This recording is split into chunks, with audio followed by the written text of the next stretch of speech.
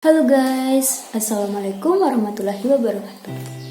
Selamat datang di video presentasi kelompok 2. Di video ini kami akan mempresentasikan materi selanjutnya, yaitu sumber dana jangka menengah.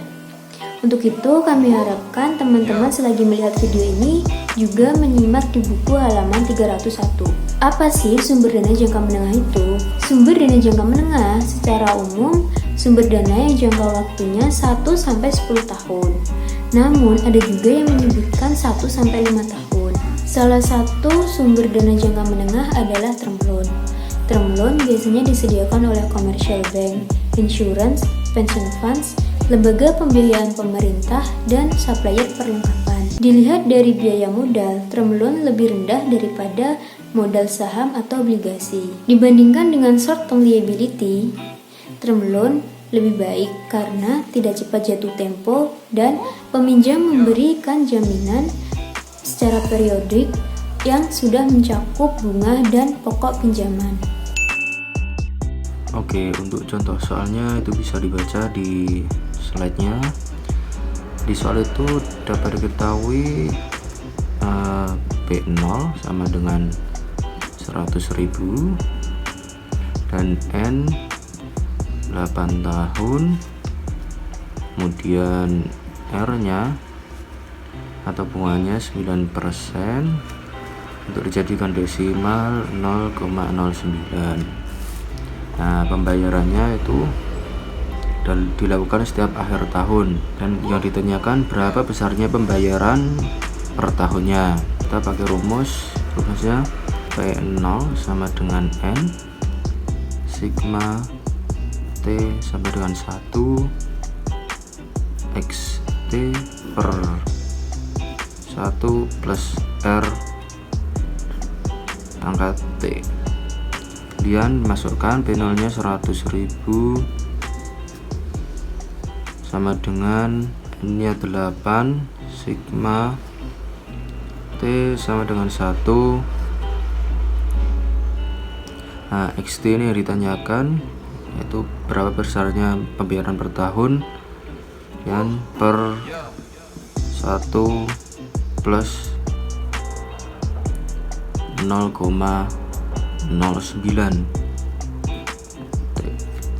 Jadi 100.000 ini tulis XT, dan yang di dalam kurung ini disebut NSFPA.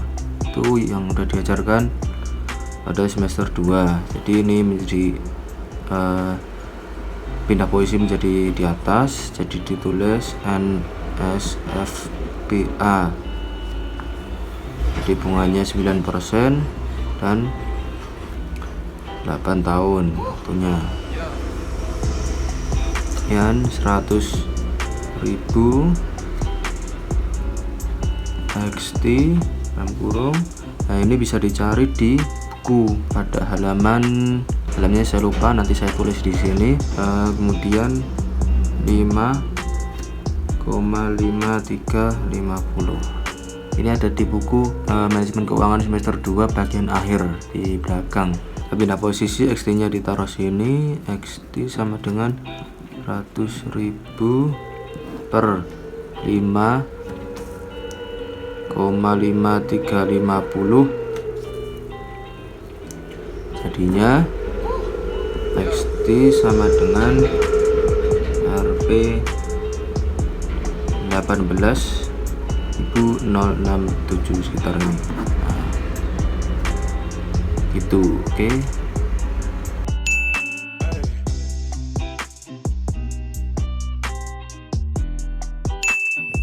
Equipment loan. Equipment loan adalah pembiayaan yang dipergunakan untuk pengadaan perlengkapan baru bagi perusahaan. Peminjam akan menanggung harga yang lebih tinggi dari harga pasar yang diinginkan. Equipment loan biasanya diberikan oleh komersial bank, penjual perlengkapan, perusahaan asuransi, pension fund, dan lembaga pembiayaan lainnya. Dua metode dalam pembiayaan equipment loan. Yang pertama yaitu kontrak penjualan kondisional. Kontrak penjualan kondisional adalah perjanjian mengenai pembelian perlengkapan berupa barang secara kredit di mana penjual tidak akan memberikan sebagian barangnya hingga barang tersebut benar-benar telah dilunasi oleh pembeli. Contohnya yaitu pembelian kendaraan. Maka surat-surat kendaraan akan ditahan oleh penjual terlebih dahulu sampai pembeli tersebut melunasi sisa pembayarannya. Yang kedua yaitu dengan metode hipotek barang bergerak. Hipotek barang bergerak adalah pinjaman yang memerlukan barang untuk digadaikan sampai pinjaman tersebut dilunasi. Pemberi pinjaman akan menguasai barang bergerak tersebut hingga jatuh tempo. Apabila peminjam tidak melunasi pinjamannya tersebut hingga jatuh tempo, maka pemberi pinjaman berhak menguasai atau memanfaatkan dan menjual barang yang digadaikan tersebut. Kemudian contoh dari sumber dana jangka menengah yaitu leasing. Leasing ini terbagi menjadi dua, leasing konvensional dan leasing syariah. Untuk leasing konvensional itu artinya suatu kontrak antara pemilik aktiva yang disebut dengan lessor dan pihak lain yang memanfaatkan aktiva tersebut yang disebut dengan lessee untuk jangka waktu tertentu. Hukum leasing konven adalah yang pertama terdapat pada nomor KEP 122 dan seterusnya ini yang menerangkan tentang perizinan usaha leasing di Indonesia. Kemudian terdapat juga pada nomor 649 ini dan seterusnya mengenai ketentuan tata cara perizinan dalam kegiatan usaha leasing di Indonesia. Kemudian pengertian leasing syariah artinya kegiatan pembiayaan dalam bentuk barang modal baik secara sewa guna usaha dengan hak opsi atau financial lease maupun sewa guna usaha tanpa hak opsi untuk digunakan oleh penyewa guna usaha selama jangka waktu tertentu berdasarkan pembayaran secara angsuran sesuai prinsip syariah. Tentunya dengan aturan-aturan yang telah ada di dalam hukum Islam. Kemudian hukum leasing syariah terdapat pada Peraturan Ketua Badan Pasar Modal dan Lembaga Keuangan nomor berikut yang isinya tentang kegiatan perusahaan pembiayaan berdasarkan prinsip syariah. Kemudian pada Peraturan Ketua Badan Pasar Modal dan Lembaga nomor berikut tentang akad-akad yang digunakan dalam kegiatan perusahaan pembiayaan berdasarkan prinsip syariah. Kemudian pada Surat Dewan Syariah Nasional MUI nomor berikut tentang pernyataan DSN MUI atas peraturan Badan Pengawas Pasar Modal dan Lembaga Keuangan. Kemudian untuk leasing syariah ini menggunakan akad ijarah, yaitu akad penyaluran dana untuk pemindahan hak guna atas suatu barang dalam waktu tertentu dengan pembayaran sewa atau ujrah antara perusahaan pembiayaan sebagai pemberi sewa dengan penyewa mustajir tanpa diikuti pengadaan kepemilikan barang itu sendiri. Adapun manfaat leasing yaitu yang pertama, lessee dapat memanfaatkan aktiva tersebut tanpa harus memiliki aktiva tersebut. Yang kedua, lessee tidak perlu menanggung biaya perawatan, pajak, dan asuransi. Leasing. Apa yang dimaksud dengan leasing?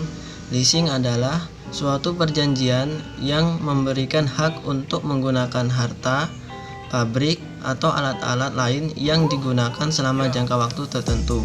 Pihak yang menyewakan disebut lessor, sedangkan pihak yang menyewa disebut lessee. Selanjutnya, jenis leasing. Jenis leasing itu ada dua, yaitu capital lease atau finance lease dan operating lease. Di capital lease atau finance lease, kriterianya yaitu jumlah pembayaran sewa guna dapat menutup harga perolehan barang modal, masa sewa guna usaha ditetapkan, dan lease mempunyai hak opsi untuk membeli aktiva. Kalau di operating lease, kriterianya yaitu jumlah pembayaran sewa guna tidak dapat menutup harga perolehan barang modal dan tidak memiliki hak opsi bagi lease untuk membeli aktiva. Selanjutnya, bentuk leasing. Bentuk leasing dibagi menjadi tiga, yaitu sale and leaseback, direct leasing, dan leverage leasing. Pertama, sale and leaseback. Sale and leaseback bentuk ini perusahaan seolah-olah menjadi aktiva yang telah dimilikinya kepada perusahaan sewa guna. Ya, kalau direct leasing yaitu bentuk sewa guna usaha di mana perusahaan menyewa yang sebenarnya tidak menjadi miliknya. Dan kalau leverage leasing yaitu bentuk sewa guna usaha di mana perusahaan menggunakan sebagian pinjaman untuk memperoleh aktiva tersebut. Pembayaran leasing terdapat dua cara, yang pertama pembayaran di muka, yang kedua pembayaran di belakang. Untuk pembayaran di muka bisa dilihat di halaman 311. Untuk formulanya bisa dilihat ya, ini tingkat bunganya kurang, jadi mungkin bisa ditambah. Untuk contoh soalnya bisa dibaca dulu. Lanjut ke perhitungannya, kita tinggal memasukkan aja angka-angkanya sesuai dengan formulanya. Kita dapat hasil 33.373.978. Ini yang akan kita bayarkan setiap periodenya ya. Lanjut ke tabel halaman 313. Karena sewanya itu dari awal sampai akhir itu sama besarnya yang harus kita bayarkan, jadi kita nggak perlu mencari lagi. Untuk periode 0, saldo pokok itu 400 juta karena ini masih awal. Lanjut ke periode 1. Periode 1 kita sudah membayar sewa namun belum mendapatkan potongan bunga. Untuk mencari saldo pokoknya itu tinggal mengurangi aja dengan pembayaran pokok.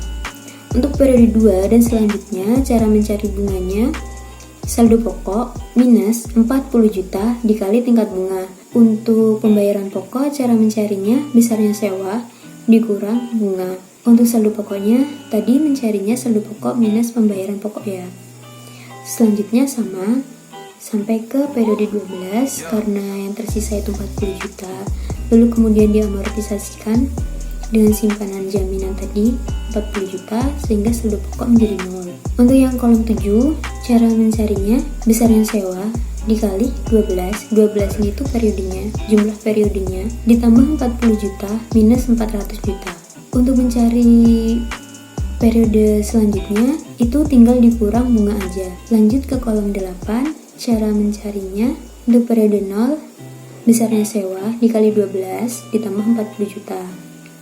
Nah, untuk yang periode 2, periode 1 besarnya sewa dikali 11 ditambah 40 juta. Untuk selanjutnya tinggal mengurangi periodenya aja. Selanjutnya pembayaran di belakang. Pembayaran di belakang bisa dilihat di halaman 314 sampai 315. Formulanya bisa dilihat juga. Yang membedakan pembayaran di muka dengan pembayaran di belakang itu terdapat di jumlah periode. Kalau di muka jumlah periode itu dikurang 1, tapi kalau di belakang jumlah periodenya tidak dikurang 1. Di buku ditulis dikurang 1 ya, itu bisa dicoret-coret. Perhitungannya masih sama, angka-angkanya tinggal dimasukin aja. Di sini mendapatkan hasil 34.041.455 rupiah. Kita lanjut ke tabelnya. Untuk periode 0, karena ini saldo awal ya, jadi tetap ditulis 400 juta. Lanjut ke periode 1, karena ini kan pembayaran di belakang, jadi di periode 1 ini unsur bunga udah ada. Besar sewanya sama, yang tadi 34.041.455 sampai nanti di periode akhir ya. Cara mencari bunga, saldo pokok minus 40 juta dikali tingkat bunga. Cara mencari pembayaran pokok, tinggal mengurangin aja. Besarnya sewa dikurangi bunga. Saldo pokok juga mencarinya masih sama seperti di awal, saldo pokok dikurang pembayaran pokok. Nah, itu sampai selanjutnya cara mencarinya sama. Untuk periode 12, karena tadi nilai sisanya 40 juta juga, jadi ya udah tinggal mengurangin aja sehingga saldo pokok tinggal 0. Lanjut ke kolom 7-8. Kolom 7-8 cara mencarinya masih tetap sama seperti yang di pembayaran di muka. Rapor akuntansi atas leasing. Seperti halnya pembayaran beban bunga pinjaman, pembayaran sewa diperlakukan sebagai operating expense dalam laporan rugi laba perusahaan.